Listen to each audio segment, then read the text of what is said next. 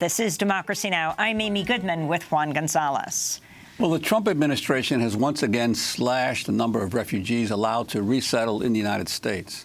On Monday, Secretary of State Mike Pompeo announced the new cap on refugees would be historically low of just 30,000 next year, down from the current level of 45,000. The improved refugee policy of this administration serves the national interest of the United States and expands our ability to help those in need all around the world. We will continue to assist the world's most vulnerable while never losing sight of our first duty, serving the American people. We are and continue to be the most generous nation in the world. The actual number of refugees allowed into the country is expected to be even lower than the 30,000 cap. Monday's announcement represents the lowest ceiling any president has imposed on the U.S. refugee program since its creation in 1980. Under President Obama, the refugee cap reached 110,000. Well, for more on the Trump administration's refugee policy, we go to Washington, D.C. to speak with Ryan Mace, refugee specialist for Amnesty International USA. Ryan, thanks for joining us. Talk about the significance of this number and what it means for refugees around the world.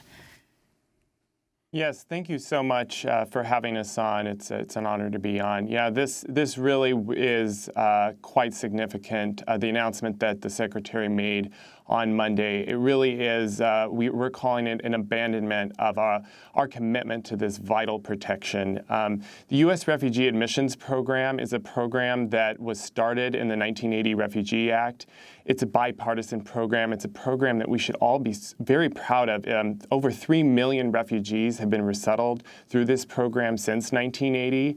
And as you said, presidents from Ronald Reagan, George Bush, President Obama have set the refugee admissions goal at the start of every fiscal year, and it's a goal that both shows our commitment to this vital protection. It shows our commitment as the United States, and it really does show the world that we are committed to this program. As you said, in the last full year of the Obama administration, in fiscal year 2016, they set the goal at 85,000. At the time, that actually was quite a high goal to set.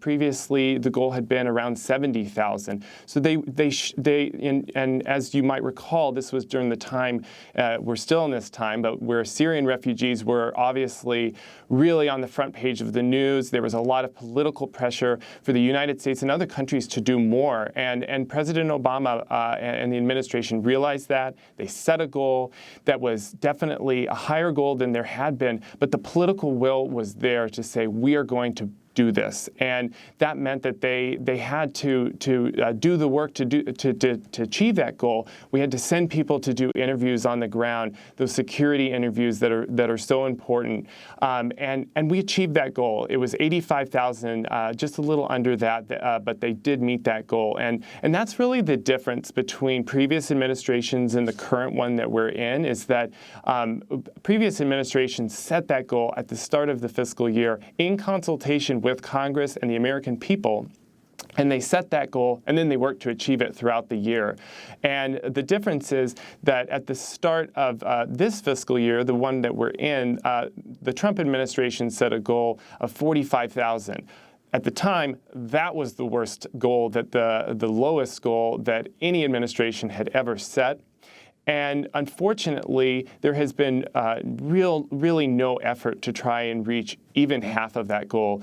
We're a few short weeks away from the end of this fiscal year, and I just looked it up before I came in. We're about 21,000 refugees through the course of this last year who have been able to be resettled here in the U.S. And again, that's half of the goal that we set.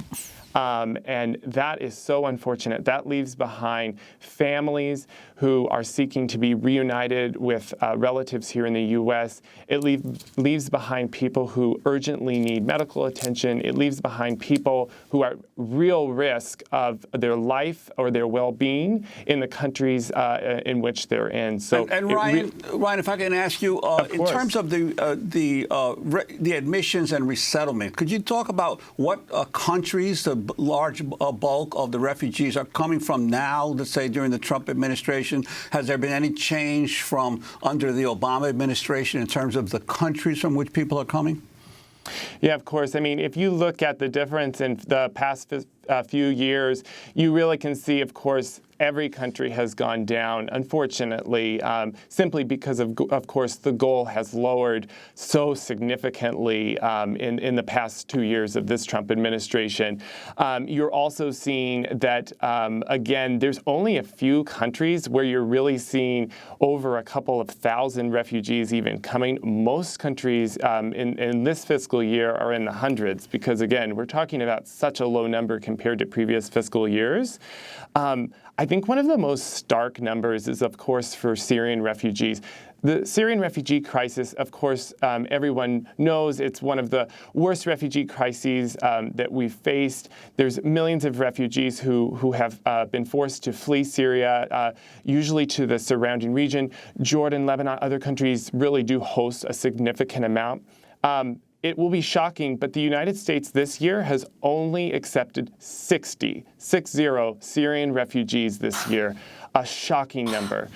Last year, there was around 6,000 that were resettled, and primarily probably in the first few months of the fiscal year when Obama was still the president. And the last full year of President Obama's administration, there were almost 12,000 Syrians who were resettled here in the U.S. And could you clarify the difference between the refugees admitted and asylum seekers? Yeah, that's a really important question and distinction. So refugees, especially when you view it in the U.S. context, but refugees are people who come in the U.S. through the U.S. Refugee Admissions Program. So they're people who have fled their country of origin because of fear of persecution based on who they are or what they believe. And then they go through the U.S. Refugee Admissions Program.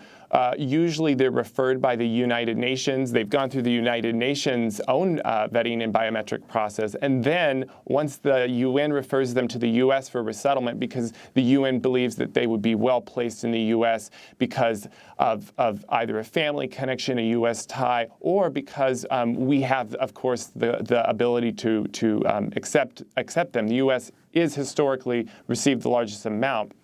They go through the U.S. Refugee Admissions Program. Asylees are people, again, in a U.S. context, are people who come to our border, or maybe they came on through some other means, a student visa, and then they realize that while they're here, that they fear going back. Maybe there's a war that breaks out in their country, or maybe they get threats against their life. Ryan, we have to wrap up, but we just want to ask, do you believe people will die if this cap is enforced? Yes, unfortunately, this is very much a matter of life and death. These are people who are, again, they're all over the world, and there's people who urgently need access to this durable protection. The Trump administration received so much backlash to Pompeo's announcement that the State Department said they're just bringing this proposal to Congress that hasn't been fully decided yet. So we will continue to follow this issue. Ryan Mace, refugee specialist for Amnesty International USA, thanks so much for joining us. That does it for our broadcast. Democracy Now!, produced by Mike Burke, Renee Feltz, Nermeen Shea, Carla Wills, Laura Gottesdiener. I'm Amy Goodman with Juan Gonzalez.